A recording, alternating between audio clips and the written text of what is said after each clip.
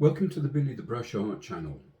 My name is Piers and this channel is dedicated to the works of the world's most prolific reformed art forger, William Mumford, also known as Billy the Brush.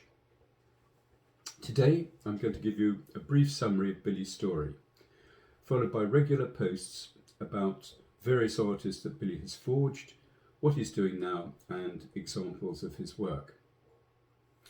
Billy is a very talented artist who fooled art experts for many years, putting over £6 million worth of forged art through some of the world's top auction houses.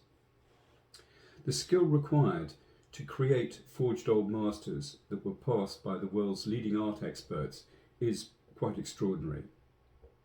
The apparent Picasso, you can see behind me here, is one example of Billy's work. If you'd like to see more of his paintings, or purchase what are now becoming investment pieces, please visit our website at billythebrushart.com.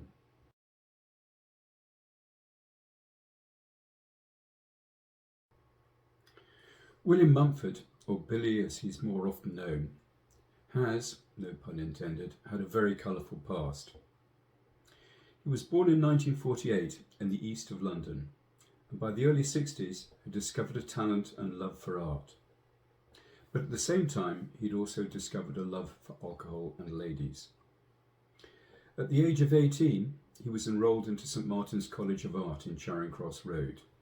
Unfortunately, his love of alcohol and ladies resulted in his ejection from the college before finishing his course. In the words of the principal of the college, "Mr Mumford, during your time at St Martin's, you've used this facility as your private harem, a fun fair and everything in between. During my time at St Martin's, I've come across a number of students with a drink problem. You're the first drinker I've come across with an art problem." After Billy's premature departure from St Martin's, he set up a small studio in his flat with the intention of selling reproductions of old masters in Portobello Market. Over a few days he produced 6 paintings, which he took, with some apprehension, to the market. On the first day, he sold 5 of the 6 works and returned to the flat with £320, a huge amount in the mid-60s.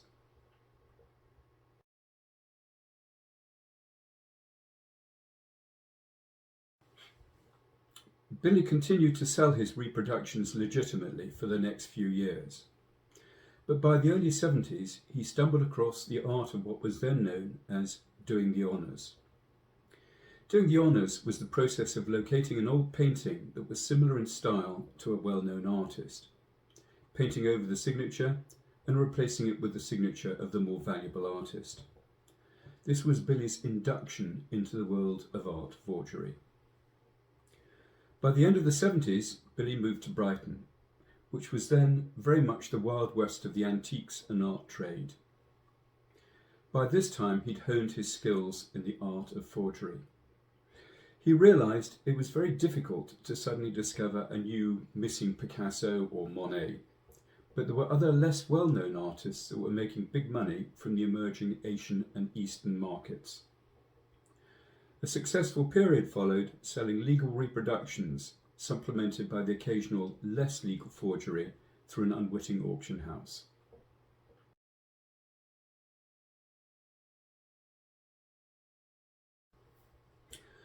By 2000, Billy was using runners to distribute his forgeries.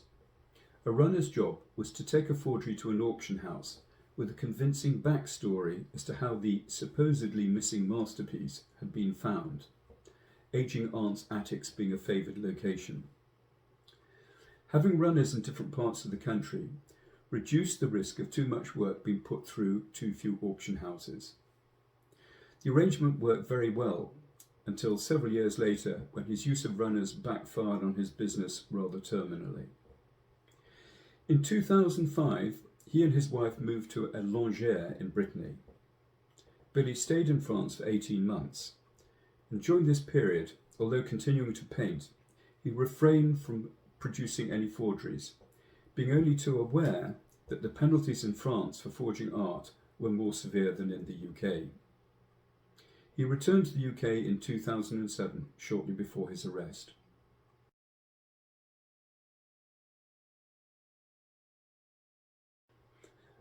Unbeknown to Billy, a special arm of the police force had been taking more than a passing interest in his operation for some years, but had been unable to pin anything on him.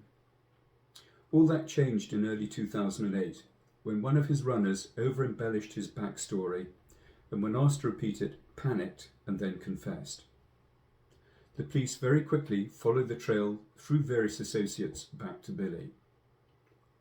May 2008, and Billy was shocked to hear his front door being smashed down by a contingent of very over-enthusiastic Metropolitan Police officers. During the following hours, the police stripped Billy's studio clean, searched the house from top to bottom. Billy was then escorted to Southwark Police Station and formally charged before being transferred to Wandsworth whilst awaiting bail. By the time of the trial, Billy had been told by his lawyer to expect a 7-year sentence based on the number of forgeries that had been perpetrated. Luck was, however, on his side. Although over 1,000 paintings had been identified, only 14 recipients were prepared to admit their paintings were forgeries and make a formal complaint. The judge was therefore only able to give Billy a more lenient 2-year sentence, much to the chagrin of the police officer that had been pursuing his forgeries around the world for the last 2.5 years.